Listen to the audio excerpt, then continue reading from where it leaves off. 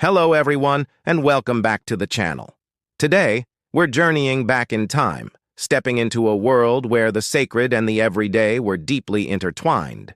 We're going to explore the powerful role of rituals, festivals, and sacrifices in ancient societies. These weren't just quaint traditions. They were the very heartbeat of life, the glue that held communities together, and the bridge between humanity and the divine. So grab your curiosity and let's unravel the meaning behind these profound ancient practices. Imagine living in a world without modern science, where the changing seasons, the success of a harvest, or the outbreak of a disease were mysterious and often frightening events. For ancient people, from the Egyptians and Greeks to the Mayans and the early Chinese dynasties, the universe was alive with powerful, unseen forces. Gods, goddesses, spirits, and ancestors held sway over every aspect of existence. How could you communicate with them? How could you ask for their favor, appease their anger, or simply say thank you? The answer was ritual. Rituals were structured, symbolic actions performed to achieve a specific outcome. Think of them as a cosmic conversation. A farmer in Mesopotamia might perform a small ritual before planting his seeds, asking the god of agriculture for a bountiful harvest. A Roman soldier might make an offering to Mars before a battle, praying for strength and victory.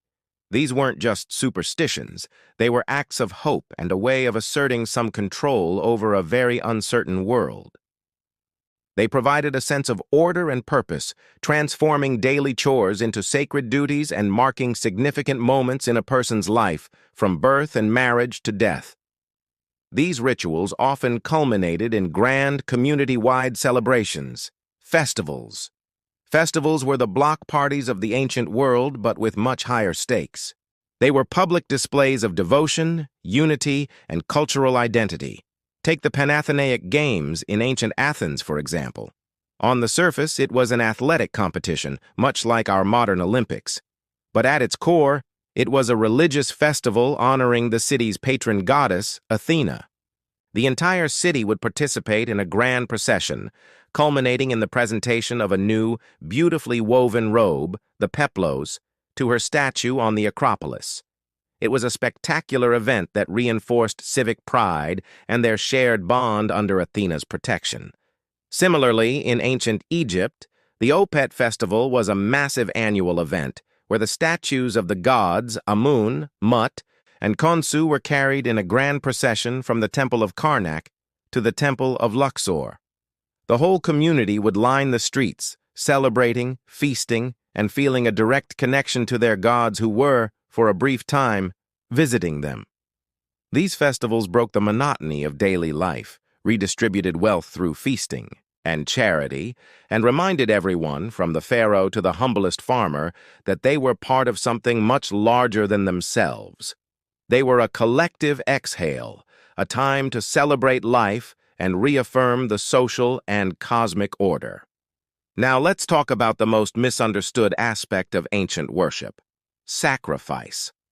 The word often conjures up dramatic and grim images, but its reality was far more complex. The Latin root of sacrifice, sacrificium, literally means to make sacred. At its heart, sacrifice was about giving something valuable back to the gods as a gift. It was a fundamental act of reciprocity. The gods gave life, rain, and harvests, so humanity, in turn, gave something back. In many cultures, the most common form of sacrifice was an animal, often a goat, sheep, or cow. But what happened next is crucial. In most Greek and Roman traditions, for instance, only a small symbolic portion of the animal, the fat and bones, was burned on the altar for the gods. What happened to the rest? It was cooked and shared in a communal feast. The sacrifice was actually the ancient world's version of a barbecue. It was a moment of community bonding, where everyone shared a meal that had been blessed by the gods. This act transformed a simple meal into a sacred communion, strengthening the bond between the divine and the community. Of course, the offerings varied. People would offer the first fruits of their harvest, loaves of bread, libations of wine or oil, or intricate handmade crafts. These were all ways of saying, "Thank you for what you've given us. Here is a share of our bounty." It was an expression of gratitude and a tangible acknowledgement of their dependence on the divine. The value of the gift mattered because it reflected the sincerity of the giver.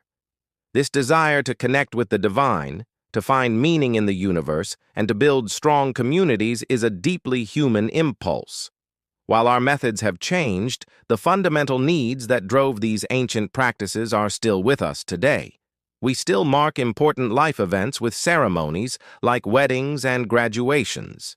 We still come together for national holidays and community festivals that reinforce our shared identity. We still give gifts to show gratitude and strengthen our relationships. By looking at ancient rituals, festivals, and sacrifices, we're not just looking at dusty history. We're looking into a mirror that reflects our own enduring search for meaning, connection, and a sense of place in the cosmos. These ancient people were not so different from us. They used the tools they had to navigate their world, to build community, and to reach for something beyond themselves. Understanding their world helps us better understand the foundations of our own. Thank you so much for joining me on this journey into the past. I hope it gave you a new perspective on these fascinating practices. What do you think? Are there modern rituals in your life that echo these ancient traditions? Let me know in the comments below. I'd love to read your thoughts. And if you enjoyed this video, please give it a thumbs up and consider subscribing for more explorations into our incredible human story. We'll see you in the next one.